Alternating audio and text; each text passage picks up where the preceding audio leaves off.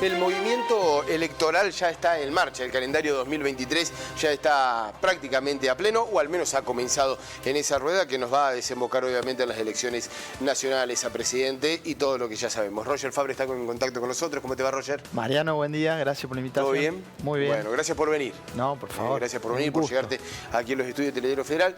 ¿Qué se puede decir de las elecciones en el día de ayer, más allá de los resultados, ¿no? Uno que fue, si se quiere, sorpresivo, o al menos es un titular, la derrota del Movimiento Popular Neuquino.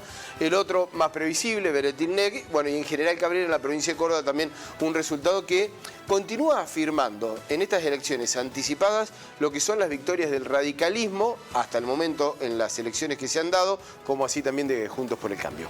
Sí, la noticia por ahí más sorpresiva es un poco cómo se configuran estos espacios políticos que ganaron, ¿no? Claro. Lo que hace unos años capaz que hubiera sido impensado, hoy se hacen alianzas, coaliciones entre peronistas, radicales, miembros del PRO, de partidos regionales. Lo de Beretilnec es, digo, en Río Negro, en ese sentido es muy particular.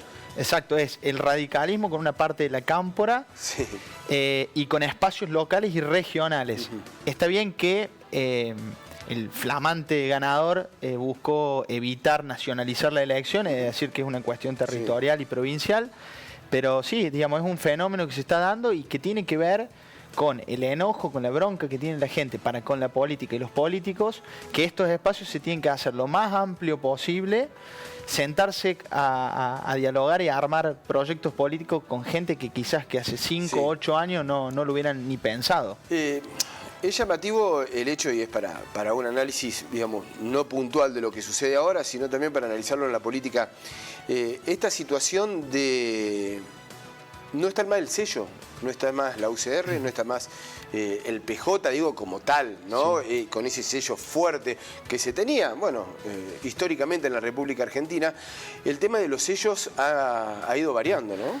Mira, es tan grande el desencanto que hay que ya la gente no vota por un sentido de pertenencia hacia un espacio político o por una cuestión tradicional como pasaba antes. Finalizando la década de los 90 se empezaron a hacer las alianzas entre distintos sectores políticos y cambia la configuración política. Después, hoy, en el presente, ya ni siquiera son alianzas entre distintos sectores políticos, sino que son encuentros o coaliciones entre dirigentes que no tienen nada que ver, no tienen un pasado en común, y uno también trata de imaginarse cómo es un futuro gobierno y cuesta, digamos. Acá lo importante es que no quede en proyectos de poder, sino que sean proyectos de gobierno. Si no, en definitiva, lo que se hace es más de lo mismo. Pero cambió completamente la configuración política y me parece que tiene que ver con la demanda que hay de representatividad política, digamos. Nadie puede capitalizar el contento de la gente. Entonces pasan estas cosas. Este fenómeno de los partidos, de los sellos, de los partidos tradicionales, ¿es propio de Argentina o también se puede ir, digamos, buscamos algunos ejemplos limítrofes? En Brasil está el PT, pero también Lula tuvo que hacer alianzas con otros partidos que antes eran impensados que se podían juntar, por ejemplo, con el PT. Boric, exactamente lo mismo. Sí. Con algunos en Chile, con algunas representaciones también que estaban bastante alejadas de lo que es la idea primaria de la representación de Boric, ¿no? Es una característica que va más allá de la Argentina, que está sucediendo en muchas partes del mundo y que tiene que ver justamente con esta falta de representatividad política, ¿no? Entonces, los dirigentes que hacen, bueno, tenemos que tratar de armar el espacio lo más amplio posible para que de alguna manera podamos capitalizar un mayor electorado, pero que en definitiva también los números muestran que las victorias son muy holgadas, sacando el caso de Cabrera, ¿no? Analizando las provincias, que las victorias son muy ajustadas. Y que el nivel de participación, digamos, es un voto, pero que no es un voto con convencimiento tampoco. Todo un dato el nivel de participación. Sacando Neuquén, que creo que fue una elección absolutamente atípica por el desprendimiento del Movimiento Popular Neuquino, por lo que se había generado una campaña muy larga. Empezaron el año pasado los dos candidatos digamos, Colman y Rolando Figueroa a estar en campaña, que tuvo cerca del 80% de votantes del padrón.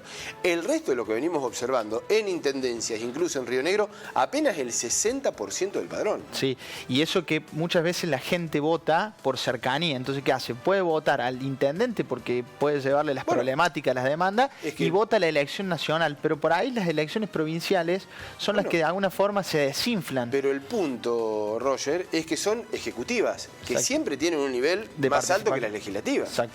¿No? Porque te lleva a lo que vos decís, estás eligiendo el intendente, estás eligiendo el gobernador, estás eligiendo el presidente. Pero así mismo la participación no fue tan importante, ¿no? Sí. Y otro dato de color ahí es que Figueroa tampoco es alguien nuevo en la política, digamos. Logra romper con 60 años del Movimiento Popular Neuquino, pero también es un dirigente que estuvo ya en la política y que estuvo en ese espacio político. Allá la marcaban como una paso del Movimiento Popular Neuquino, digamos. Una paso que desconfigura lo que estaba, pero que en definitiva tiene algo más de lo mismo. Bueno, había que animarse, ¿no? Al Movimiento Popular Neuquino, digo, animarse a enfrentarlo políticamente con aspiraciones serias. Sí, un espacio político muy fuerte regionalmente. ¿A qué se debe? No te pregunto específicamente el Movimiento Popular Neuquino, ya lo vamos a estar tratando con colegas de allí, pero el tema de la alternancia y del desgaste, porque mucho se habla. El Movimiento Popular Neuquino venía gobernando desde 1965 en democracia, digo, en cada una de las elecciones venía ganando. ¿Hay un desgaste también de las fuerzas que están dominando? Bueno, hoy es muy difícil ser un oficialismo, digamos. Hay un desgaste. Hay un desgaste del oficialismo. Porque tiene que ver también con la situación económica y social que vivimos. Entonces, la responsabilidad por lo general la tienen los oficialismos. Eso es muy difícil sostener.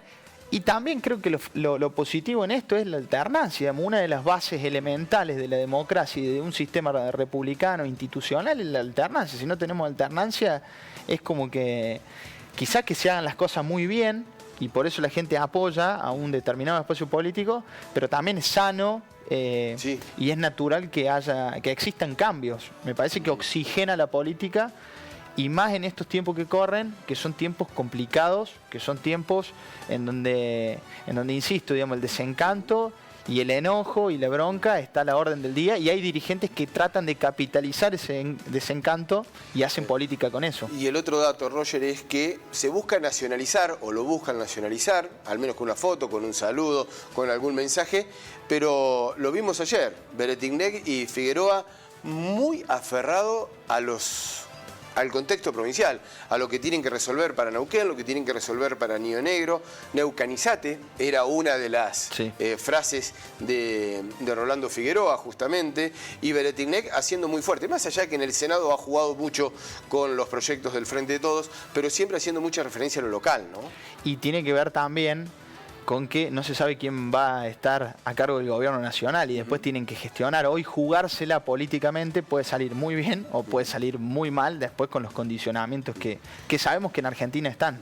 Pero hay un aferrarse a lo provincial, ¿no? Un aferrarse a lo local, un aferrarse a mirarse hacia adentro. Sobre todo en este tipo de provincias. Por ahí en otro tipo de provincias, como el caso de la provincia de Buenos Aires o la provincia de Santa Fe, son elecciones que están muy contextualizadas con el gobierno nacional. ¿Y se puede hacer una lectura de desencanto, obviamente que los números lo están marcando, con el gobierno, con el oficialismo hoy por hoy?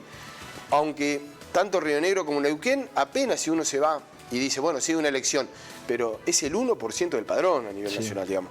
Pero de todas maneras, tiene un significado, ¿no?